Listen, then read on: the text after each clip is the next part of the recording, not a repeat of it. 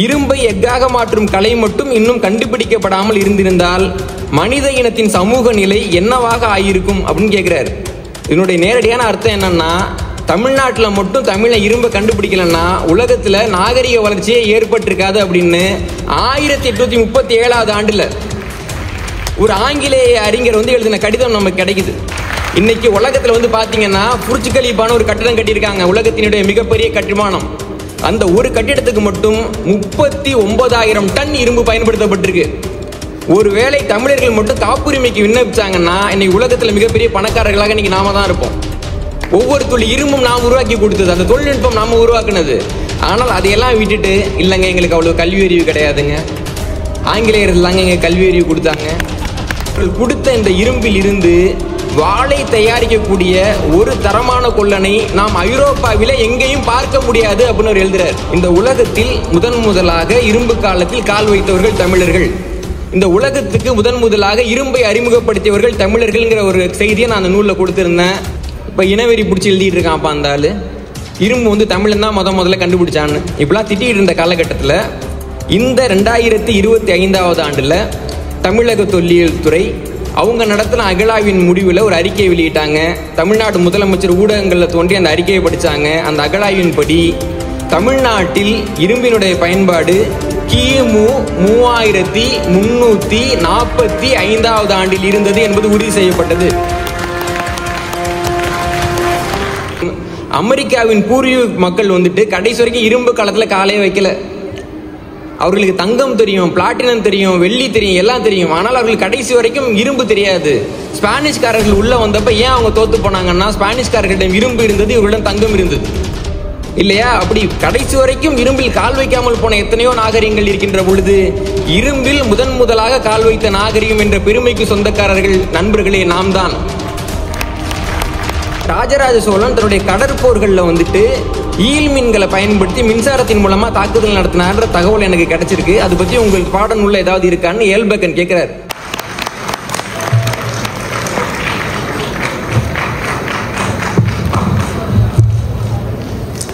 வந்தாயே தாயே வா மகனே என்றாயே, தந்தாயே நாவில் சரம் சரமாய் தமிழ் பாடல். உன்னை மறப்பேனா, உன்னை பாடாதிருப்பேனா, என்னை எரித்தாலும் என் நெஞ்சம் உன் பேர்தான் சொல்லும்படி தங்க மகளே. தாயே தமிழே வணக்கம். தாய்ப்பிள்ளை உறவம்மா உனக்கும் எனக்கும், நமது தமிழ் தாய்க்கு எனது முதல் வணக்கம். ஒரு வீடு கட்டுறப்ப பார்த்தீங்கன்னா கட்டுமான பணி தொடங்கின முதல் நாளில் சவுக்கு மரத்தை கட்டுவாங்க. கட்டுமான பணி முடிந்த அந்த கடைசி நாளில் அந்த சவுக்கு மரத்தை கழட்டி வீசிட்டு அந்த இடத்துல ஒரு வாழை மரத்தை கட்டுவாங்க. அந்த மாதிரி தான் ஒரு விழாவுக்கான ஒருங்கிணைப்பு நடக்கிறப்போ சவுக்கு மரமாக இருந்தவர்கள் எல்லாம் அந்த ஒருங்கிணைப்பு குழுவினர் அவங்கெல்லாம் கீழே இருக்கிறாங்க. நாங்கெல்லாம் வாழை மரம், அந்த மண்ணிலே முளைக்கல, இருந்தாலும் எங்களை கொண்டு முன்னாடி நிறுத்துறாங்க இல்லைங்களா? அதுதான் அவங்களுடைய தாயுள்ளம். அமெரிக்காவில் 4 பேர் இருக்கக்கூடிய ஒரு கூட்டத்தை ஒருங்கிணைப்பது என்பது கடினமான காரியம். 2500க்கும் மேற்பட்டவர்கள் இந்த அரங்கிலே இருக்கிறார்கள். அப்போ அது எவ்வளவு பெரிய காரியம்னு யோசிச்சுக்கோங்க. இதை சாதித்து காட்டிய பெட்னா தலைவர் விஜய் மணிவேல் அவர்களுக்கும், துணைத் தலைவர் எழிலன் அவர்களுக்கும், செயலாளர் கபிலன் அவர்களுக்கும், பொருளாளர் வள்ளிக்கரன் அவர்களுக்கும், இந்த நிகழ்ச்சிக்கு என்னை வர வைக்கிறதுக்காகவும் என்னை அழைச்சி வர்றதுக்காகவும் என்னுடைய நாட்களை பயனுள்ளதாகவும் மாற்றுறதுக்கு நிறைய உதவி செஞ்ச 87 வயது இளைஞர் தனிக்குமார் சேரன் அவர்களுக்கும், என்னுடைய பயணத்தில் நள்ளிரவு 12 மணியாக இருந்தாலும் நீங்கள் கூப்பிடுங்க, உங்களுக்கு என்ன உதவி வேணாலும் செய்கிறோம், எதா இருந்தாலும் கேளுங்க அப்படின்னு சொல்லி என்னை ரொம்ப நல்லா பார்த்துக்கிட்ட ஐயா சக்திவேல் கார்த்திகேயன் கொஞ்ச நேரம் முன்னாடி எனக்கு அறிமுக உரை கொடுத்தாங்களா, அவங்களுக்கும் எனது முதற்கு நன்றியை நான் தெரிவிச்சுக்கிறேன். ஏன்னா நாம் இங்கே வந்தாவது நன்றியோடு இருக்கணும் இல்லைங்களா? சொந்த மண்ணில் தான் நமக்கு முடியல, வந்த இடத்துலையாவது இருப்போம் அப்படின்ட்டு தான். அமெரிக்காவுக்கு நான் நியாயமாக பார்த்தீங்கன்னா 2007 ஆண்டில் வந்திருக்கணும். ஏன்னா 2007 ஆண்டில் நான் கணிப்பொறி பயன்பாட்டியலில் இளங்கலை பட்டம் சேர்றப்ப என்னுடைய இலக்குங்கிறது படித்து முடிச்சுட்டு அமெரிக்காவுக்கு போகிறோம் எல்லாரையும் போல. 2008 ஆண்டில் ஈழத்தில் போர் நடக்கிறது. 2008 ஆண்டில் நாங்கள் மாணவர்களாக போராட்ட களத்துக்கு போகிறோம். 2008 நான் விகடனில் போய் சேர்றேன். 2009 விகடனில் ஈழம் பற்றின எனது கவிதை வருது. 2009 ஈழப்போரில் நாம் தோற்கிறோம். அவருங்க தோற்றாங்கன்னு சொல்ல முடியாது, நாம் தோற்றோம். அதற்கு பிறகு நான் என்ன யோசிக்கிறேன்னா, கணிப்பொறி பயன்பாட்டில் படிச்சுட்டு அமெரிக்காவுக்கு போய் நீ என்ன வேலை பண்ண போறேன்? லயலாக்கு போனேன், ஊடக கலைகள் துறையில முதுகலை பட்டம் முடிச்சேன், விகடனில் வேலை பார்த்தேன், புதிய தலைமுறை வேலை பார்த்தேன். தமிழ்நாட்டு அரசியல்னா என்ன, இந்திய அரசியல்னா என்ன, வெளியுறவுத்துறைனா என்ன, நாம் எந்த இடத்திலே தோற்றோம் என்று திரும்ப திரும்ப எனக்குள்ளே நான் கேள்வியை கேட்டுக்கொண்டேன். எங்க வீட்டில் இருக்கவங்களுக்கு ஒரே ஒரு வருத்தம், நம்ம பையன் படிச்சுட்டு வெளிநாட்டுக்கு போயிட்டு கணிப்பொறித்துறையில வேலை பார்ப்பான்னு நினைச்சு படிக்க வச்சோம், அவன் போகவே இல்லையே அப்படின்னு ஒரு வருத்தம். இருந்தாலும் கூட அன்று நான் அமெரிக்காவிற்கு வராமல் போனதற்கு காரணம் தமிழர்கள் மீது நான் வைத்த அன்பு. இன்று இந்த மேடையிலே அமெரிக்காவிலே நான் இருக்க காரணம் தமிழர்கள் என் மேல் வைத்த அன்பு. இன்றைக்கு உலகத்தில் வந்துட்டு காக்கைகள் இல்லாத நாடுகள் அப்படின்னு ஒரு பட்டியல் சொல்றாங்க. அந்த நாடுகளில் கூட தமிழர்கள் வாழ்கிறார்கள்.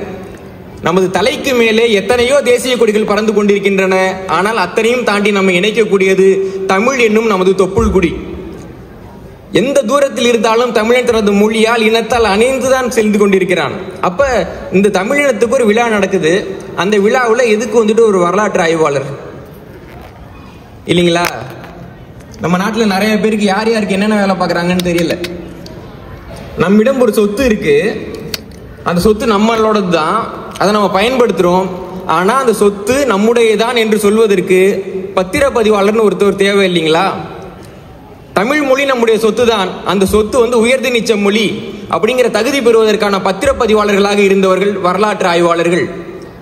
இந்தியாவிலே இருந்த வேம்பையும் மஞ்சளையும் ஆங்கிலேயர்கள் அவர்களுக்கு சொந்தம் என்று சொன்ன பொழுது அதெல்லாம் கிடையாது, வேம்பு இங்கே காலங்காலமாக விளையுது, மஞ்சள் தூளை காலம் காலமாக பயன்படுத்துகிறார்கள் என்று சொல்லி வேம்பையும் மஞ்சளையும் நமக்கு மீட்டு கொடுத்தவர்கள் வரலாற்று ஆய்வாளர்கள். வரலாற்று ஆய்வாளர்கள் என்பவர்கள் ஒரு இனத்தின் சொத்து, ஒரு இனத்தின் சொத்து. ஏனென்றால் இவர்கள் எழுதக்கூடிய வரலாறு தான் உங்கள் சொத்து என்ன என்பதை இந்த உலகுக்கு சொல்லக்கூடியதாக இருக்குது. அப்ப அவ்வளவு கடினமான பணி வரலாற்று பணியாக இருந்தாலும் கூட அது குறித்த விழிப்புணர்வு நமக்கு எவ்வளவு இருக்குங்கிறது ஒரு பெரிய கேள்வி. இங்க 201வது அரங்குல இந்த விர்ச்சுவல் ரியாலிட்டிங்கிற முறையில் கீழடியினுடைய ஒரு அருங்காட்சியகம் வந்து அமைக்கப்பட்டிருக்கிறது. நான் போய் பார்த்தேன். அங்க வரக்கூடிய சில பேர் வந்துட்டு ரொம்ப பெருமையா சொல்லிக்கிட்டாங்க, நம்ம பாருங்க கீழடியில் எவ்வளவு பெரிய அகழாய்வு பண்ணிட்டோம், அதுல எவ்வளவு எடுத்துட்டோம், எவ்வளவு பெரிய அருங்காட்சியகம் கட்டிட்டோம்னு சொல்றாங்க. நான் கேட்கிறேன், ஒரு இடத்துல வந்துட்டு ஒரு பெரிய நாணய மூட்டை வந்து விழுந்து கிடக்குது. அந்த இடத்துல ஒரு சின்ன குழந்தை கடந்து வருது. அப்ப அந்த சின்ன குழந்தை அந்த மூட்டையில் இருக்க நாணயத்திலிருந்து ஒரே ஒரு நாணயத்தை எடுத்துட்டு வந்துட்டு இது எனக்கு போதும், எனக்கு நிறைய காசு கிடைச்சிட்டுன்னு பெருமைப்படுறதுக்கு சமமானது ஒரே ஒரு தொல்லியல் ஆய்வு வச்சுட்டு நம்ம பெருமைப்படுறது. இந்த இடத்தில் இந்த 2025வது ஆண்டிலே வந்த ஒரு புள்ளி விவரத்தை நான் உங்க கூட பகிர்ந்து கொள்றதுக்கு ஆசைப்படுறேன். தமிழ்நாட்டில் இதுவரை கிடைக்கப்பட்ட தரவுகளின் அடிப்படையில் நம்மிடம் இருக்கக்கூடிய மொத்த தொல்லியல் களங்களோட எண்ணிக்கை வந்துட்டு 7520. தமிழ்நாட்டில் மட்டும் நீங்க வந்துட்டு மற்ற இடத்தெல்லாம் பார்த்தீங்கன்னா ஒரு கண்டத்திலேயே 1000 இடங்கள் தான் இருக்கும். தமிழ்நாடு என்ற ஒரு மாநிலத்தில் மட்டும் 7520 பழைய ஊர்கள், பழங்கால இடங்கள் வந்துட்டு பூமிக்குள்ள புதைஞ்சு இருக்கு. அதுல வைகைங்கிற ஒரு சின்ன நதியினுடைய கரைகள்ல மட்டும் 300க்கும் மேற்பட்ட தொல்லியல் களங்கள் இருக்கு. இந்த ஒட்டுமொத்த தொல்லியல் களங்கள்ல இந்திய தொல்லியல் துறை, தமிழக தொல்லியல் துறை, பல்கலைக்கழகங்கள் இவங்கெல்லாம் 50 ஆண்டுகளுக்கு மேலாக தொல்லியல் ஆய்வுகள் செஞ்சிருக்கிறாங்க.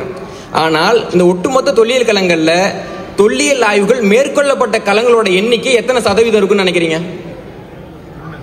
யார் வேணாலும் சொல்லலாம். 1 வேற, 2 வேற, இப்ப சொன்னீங்க பாத்தீங்களா, நியாயமான ஒரு பதில். தமிழ்நாட்டில் இருக்கக்கூடிய ஒட்டுமொத்த தொல்லியல் களங்கள்ல 0.47% தொல்லியல் களங்களில் மட்டும்தான் தொல்லியல் ரீதியாக அகழாய்வுகள் நடைபெற்றிருக்கின்றன.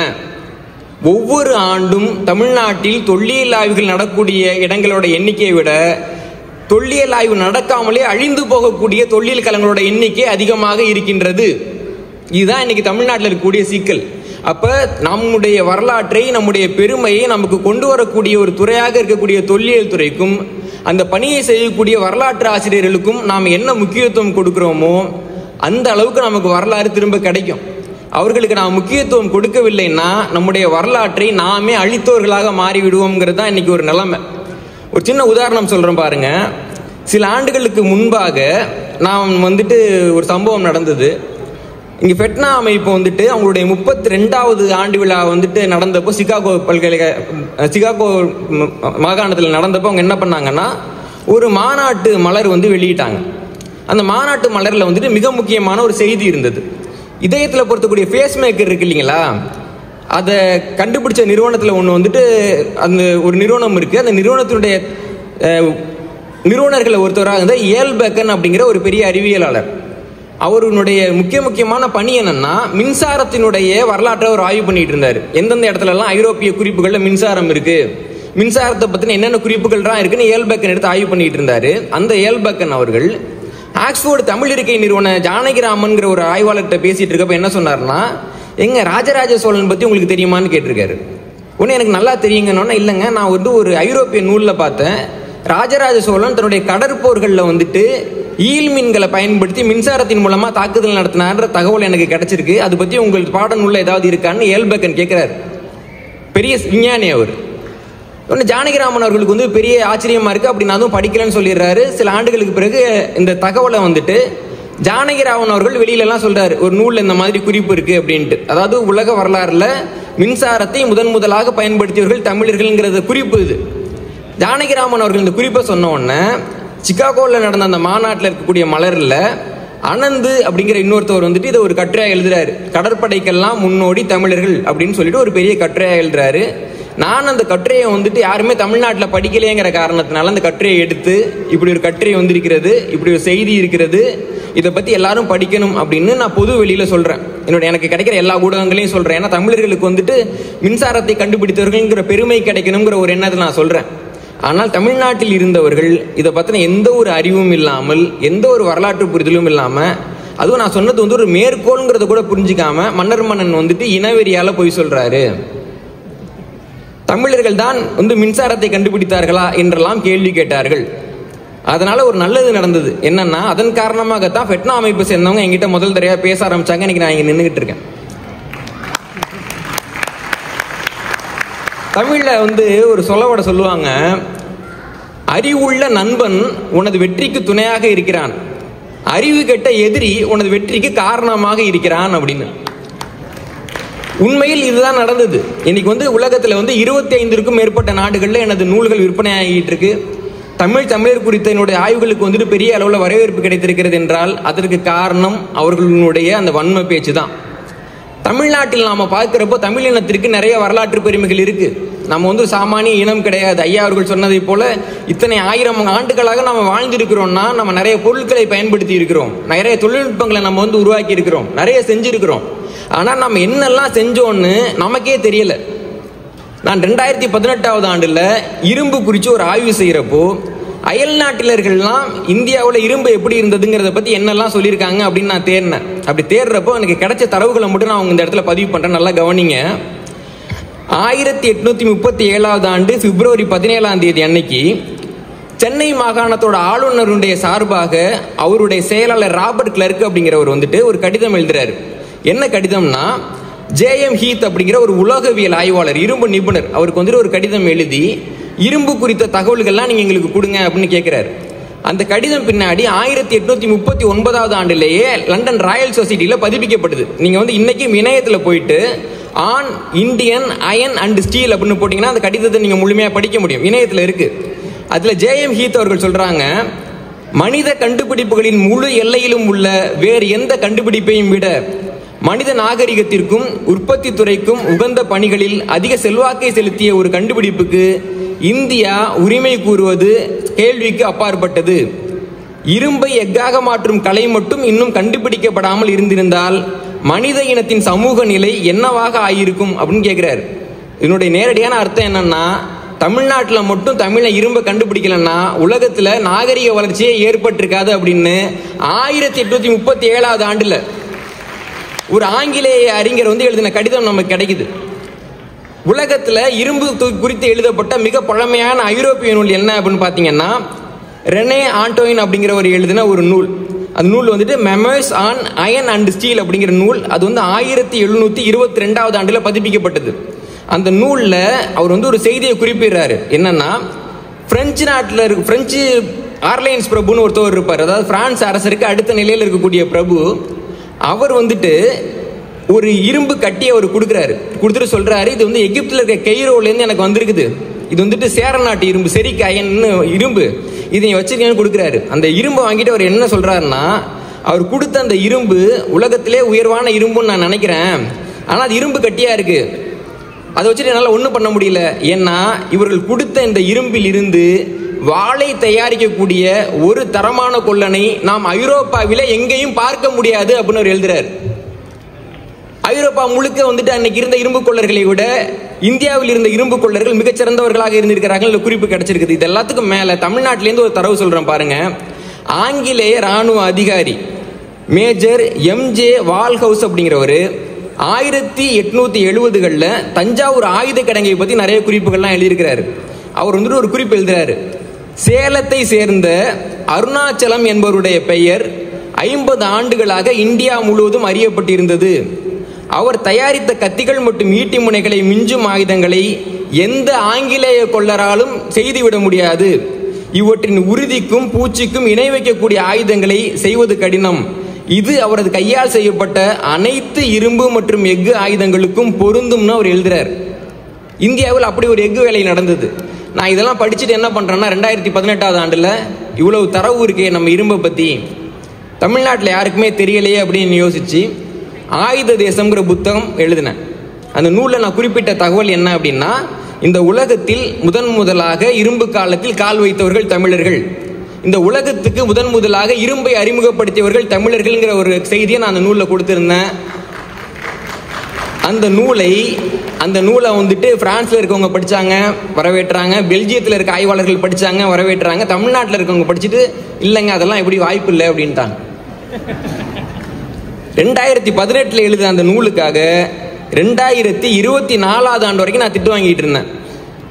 இப்போ இனவெறி பிடிச்சி எழுதிட்டு இருக்கான்ப்பா அந்த ஆளு, இரும்பு வந்து தமிழன் தான் முதல்ல கண்டுபிடிச்சான்னு இப்படிலாம் திட்டிகிட்டு இருந்த காலகட்டத்தில் இந்த 2025ஆவது ஆண்டில் தமிழக தொல்லியல் துறை அவங்க நடத்தின அகழாய்வின் முடிவில் ஒரு அறிக்கையை வெளியிட்டாங்க. தமிழ்நாடு முதலமைச்சர் ஊடகங்களில் தோன்றி அந்த அறிக்கையை படித்தாங்க. அந்த அகழாய்வின் படி தமிழ்நாட்டில் இரும்பினுடைய பயன்பாடு கிமு 3345ஆவது ஆண்டில் இருந்தது என்பது உறுதி செய்யப்பட்டது. எகிப்தியர்கள் இரும்பை பயன்படுத்தும் முன்பு, கிரேக்கர்களுக்கு இரும்பு பற்றி தெரியும் முன்பு. இன்னொரு தகவல் சொல்றவங்களுக்கு ஆச்சரியமாக இருக்கும். அமெரிக்காவின் பூர்வீக மக்கள் வந்துட்டு கடைசி வரைக்கும் இரும்பு காலத்தில் காலே வைக்கல. அவர்களுக்கு தங்கம் தெரியும், பிளாட்டினம் தெரியும், வெள்ளி தெரியும், எல்லாம் தெரியும். ஆனால் அவர்களுக்கு கடைசி வரைக்கும் இரும்பு தெரியாது. ஸ்பானிஷ்காரர்கள் உள்ள வந்தப்ப ஏன் அவங்க தோத்து போனாங்கன்னா, ஸ்பானிஷ்காரர்களிடம் இரும்பு இருந்தது, இவர்களிடம் தங்கம் இருந்தது இல்லையா? அப்படி கடைசி வரைக்கும் இரும்பில் கால் வைக்காமல் போன எத்தனையோ நாகரிகங்கள் இருக்கின்ற பொழுது இரும்பில் முதலாக கால் வைத்த நாகரிகம் என்ற பெருமைக்கு சொந்தக்காரர்கள் நண்பர்களே நாம் தான். இன்னைக்கு உலகத்துல வந்து பாத்தீங்கன்னா புர்ஜ் கலீஃபான ஒரு கட்டிடம் கட்டியிருக்காங்க, உலகத்தினுடைய மிகப்பெரிய கட்டுமானம். அந்த ஒரு கட்டிடத்துக்கு மட்டும் 39,000 டன் இரும்பு பயன்படுத்தப்பட்டிருக்கு. ஒருவேளை தமிழர்கள் மட்டும் காப்புரிமைக்கு விண்ணப்பிச்சாங்கன்னா இன்னைக்கு உலகத்துல மிகப்பெரிய பணக்காரர்களாக இன்னைக்கு நாம தான் இருப்போம். ஒவ்வொரு துளி இரும்பும் நாம் உருவாக்கி கொடுத்தது, அந்த தொழில்நுட்பம் நாம உருவாக்குனது. ஆனால் அதையெல்லாம் விட்டுட்டு இல்லைங்க எங்களுக்கு அவ்வளவு கல்வி அறிவு கிடையாதுங்க, ஆங்கிலேயர்கள் தாங்க எங்க கல்வி அறிவு கொடுத்தாங்க. ஒரு விஷயம் நான் சொல்றேன், கவனிச்சு பாருங்க. ஆங்கிலேயர்கள் தமிழகம் வந்த பொழுது தமிழகத்தின் கல்வி முறையை பத்தின எழுதின குறிப்புகளும் நமக்கு கிடைக்குது. உதாரணமா அவர் சொல்றேன், தரங்கம்பாடிக்கு சீகன் பால்கு அப்படின்றவர் வர்றாரு. அவர் கூட ஜே.இ. கிரண்ட்லர் அப்படிங்கிறவர் வர்றாரு. அவர் வந்து தமிழ்நாட்டை பார்த்துட்டு ஜனவரி 15, 1715ஆவது ஆண்டுல ஒரு கடிதம் எழுதுறாரு.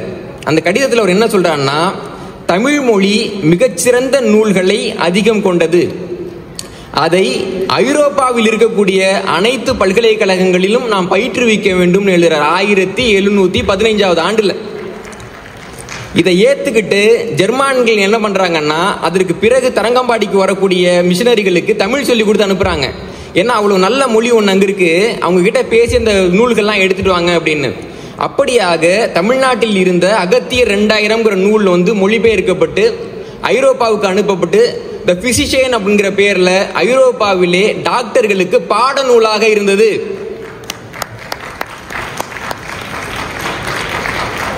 எல்லாத்துக்கும் மேல தமிழ்நாட்டுக்கு வந்து வேலை பார்க்க வந்த ஒருத்தவர் ஹாவல் அப்படிங்கிறவர் 1812ஆவது ஆண்டுல இங்கிலாந்துக்கு போறாரு.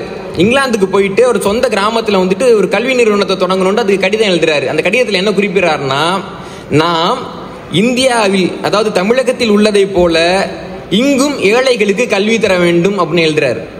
இன்னைக்கு வரைக்கும் அந்த கடிதம் இருக்கு. நம்ம இன்னைக்கு சொல்றோம் கேம்பிரிட்ஜ் பெரிய பல்கலைக்கழகம், ஆக்ஸ்போர்டு பெரிய பல்கலைக்கழகம் அப்படின்னு. கிபி 5வது நூற்றாண்டில் இந்தியாவில் இருந்த நாலந்தாங்கிற பல்கலைக்கழகத்தில் பணியாற்றிய ஆசிரியர்களோட எண்ணிக்கை வந்துட்டு 1510. 11வது நூற்றாண்டில் ஆக்ஸ்போர்டு தொடங்கப்படுது. 1546 என்ற குறிப்பிட்ட ஆண்டில் ஆக்ஸ்போர்ட் பல்கலைக்கழகத்தில் பணியாற்றிய ஒட்டுமொத்த பேராசிரியருடைய எண்ணிக்கை 5. ஆனால் இன்னைக்கு நாலந்தா பெரிய பல்கலைக்கழகம் கிடையாது, ஆக்ஸ்போர்டு பெரிய பல்கலைக்கழகம் இல்லைங்களா? எல்லாத்துக்கும் மேலே சொல்கிறேன், நமக்கு வந்துட்டு ஆங்கிலேயர்கள் கல்வி கொடுத்தார்கள்னு சொல்கிறாங்க இல்லைங்களா? ஒரு எளிமையான ஒரு கேள்வி கேட்குறேன். இப்போ இவங்கெல்லாம் கல்வி நிறுவனம்லாம் தொடங்கிட்டாங்க. ஆசிரியர்களுக்கு நிறைய சம்பளம் கொடுக்கணும் இல்லையா? அவ்வளோ சம்பளம் கொடுக்கறதுக்கான காசு இல்லை. 5 பேராசிரியர் 6 பேராசிரியர் வச்சு பல்கலைக்கழகங்களே இயங்கிட்டு இருக்கு. அப்போ கல்வி நிலையங்களை என்ன பண்ண முடியும்? அப்போ தலையை பிச்சுக்கிறாங்க. குறைவான ஆசிரியர்களை வச்சு பெரிய பெரிய கல்வி நிறுவனங்களை எப்படா நடத்துறது அப்படின்னு யோசிச்சுக்கிட்டு இருக்கப்போ ஒரு விஷயம் நடக்குது. 1787வது ஆண்டுல டாக்டர் ஆண்ட்ரூ பெல் அப்படிங்கிறவர் சென்னையில் எழும்பூரில் இருக்கிற ஒரு அனாதைகள் காப்பகத்தில் வேலை பார்க்குறாரு. அவர் என்ன பண்ணுறாருன்னா, தமிழ்நாட்டில் இருக்கக்கூடிய ஒரு முறையை எடுத்து ஐரோப்பாவில் பொறுத்துனா அந்த வேலையில்லா திண்டாட்டம் பிரச்சனையெல்லாம் குறைச்சலான்னு முடிவு பண்ணுறாரு. அந்த சிஸ்டத்துக்கு அவர் மெட்ராஸ் சிஸ்டம் அப்படின்னு பேர் வைக்கிறாரு. மெட்ராஸ் சிஸ்டம்னா என்னன்னா, ஒரு பேராசிரியர் இருப்பார். அந்த பேராசிரியருக்கு கீழே இருக்கக்கூடிய தலைமை மாணாக்கர் 5 பேர் மாணவர்களுக்கு பாடம் எடுப்பாங்க இல்லைங்களா? இப்போ 5 மாணவர்கள்ட்ட படிக்கக்கூடிய மாணவர்கள் வந்துட்டு அவங்க வந்து எடுக்கக்கூடிய பாடத்தினால ஒரு ஆசிரியருக்கு நீங்கள் சம்பளம் கொடுக்குறீங்க, 5 பேருக்கு சம்பளம் கொடுக்கல.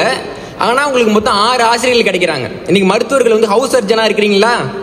ஒவ்வொரு இடத்துலையும் இருக்கிறாங்க இல்லைங்களா? இன்னைக்கு வந்து நம்ம எங்கேயாவது போனோம்னா நம்மளை வந்துட்டு அப்ரண்டிஸாக போடுறாங்க இல்லைங்களா? அந்த முறையை கற்றுக்கிறாரு. இந்த முறையின் காரணமாக இங்கிலாந்தில் அடுத்த ஆண்டு ஒரு 13 பள்ளிகளை தொடங்கினார். அதற்கு பிறகு இங்கிலாந்தில் மட்டும் இந்த கல்வி முறை 230 பள்ளிகளில் பின்பற்றப்பட்டது. இன்னைக்கு இந்த கல்வி முறை உலகம் முழுக்க பின்பற்றப்படுகின்றது. இந்த கல்வி முறைக்கு பெயர் மெட்ராஸ் சிஸ்டம், தமிழன் கொடுத்த கல்வி முறை. அப்ப ஐரோப்பியர்கள் தமிழர்களுக்கு கல்வி கொடுத்தார்கள் என்று நமது வரலாறு சொல்லவில்லை நண்பர்களே. தமிழர்கள் ஐரோப்பியர்களுக்கு எப்படி பாடம் எடுப்பது என்று சொல்லிக் கொடுத்தார்கள் என்பதுதான் தமிழக வரலாறு நமக்கு சொல்லக்கூடிய செய்தி. இன்னைக்கு நம்ம வெளிநாடுகளில் வந்திருக்கின்ற இடத்திலே நமக்கும் அந்த போட்டி மனப்பான்மை இருக்க வேண்டும். இந்த ஒரே ஒரு செய்தியை மட்டும் சொல்லி நான் நிறைவு செய்ய விரும்புகிறேன். எழுச்சி தீபங்கள் ஒரு நூல் டாக்டர் அப்துல் கலாம் அவர்கள் எழுதியிருக்கிறார். அந்த நூலில் ஒரு விஷயம் சொல்றார். இந்தியாவில் மெக்காலை கல்வி அறிமுகமான காலகட்டத்தில் அந்த கல்வி முறையில் படித்த எவனுமே மேலே வர முடியாதுன்னு நினைச்சாங்க. பியூன்களை உருவாக்குவதற்காக உருவான மெக்காலை கல்வி முறை. அந்த கல்வி முறையில் படித்து தான் ஒரு ஜெகதீஷ் சந்திர போஸ் வந்து பெரிய ஆய்வாளராக வந்தார். ரவீந்திரநாத் தாகூர் நோபல் பரிசு வாங்கினார். Sir C V Raman Nobel பரிசு வாங்கினார். கணித மேதை ராமானுஜம் மேலே வந்தார். ஹோமி பாபா மேலே வந்தார். எல்லாம் அந்த கல்வி முறையில தான் மேலே வந்தாங்க. எப்படி வந்துட்டு ஒன்று மேலே அந்த கல்வி முறையிலிருந்து அவர்கள் மேலே வருகிறார்கள் என்று பார்த்த பொழுது அது ஒரு காரணம் கண்டுபிடிச்சாரு. இந்த கல்வி முறையில் படித்த இந்தியர்களுக்கு உன் கல்வி முறையிலே படித்தாலும் கூட உன்னை விட நான் வசத்திரான்ற அந்த எண்ணம் இருந்தது. அவர்கள் படிக்க போகவில்லை, போட்டி போட போனார்கள் என்று எழுதுகிறார் அப்துல் கலாம். இன்னைக்கு நாம வெளிநாடுகளில் இருந்தாலும் கூட நம்முடைய லட்சியம் என்னவா இருக்கு தெரியுமா? அவர்கள் தொடங்கக்கூடிய நிறுவனங்களில் வேலை பார்க்கறது, ஒரு நோபல் பரிசு வாங்கணும், ஒரு துறையில் போட்டியிடணும், ஒரு துறையில் ஆங்கிலேயர்களை சமம்னு காட்டணும்ன்ற எண்ணம் நமக்கு இல்லை. அதன் காரணம் நம்மிடம் இருந்து தொலைந்து போன வரலாற்றை நாம் அறியாதது. தன் வரலாறு அறியாத இனம் இறந்து போனது என்று சொல்வார் ஹோசிமின். இறந்து போன தமிழினமே உயிர் பெறு, உனது வரலாற்றை படி என்ற வேண்டுகோளை விடுத்து விடைபெறுகிறேன். நன்றி, வணக்கம்.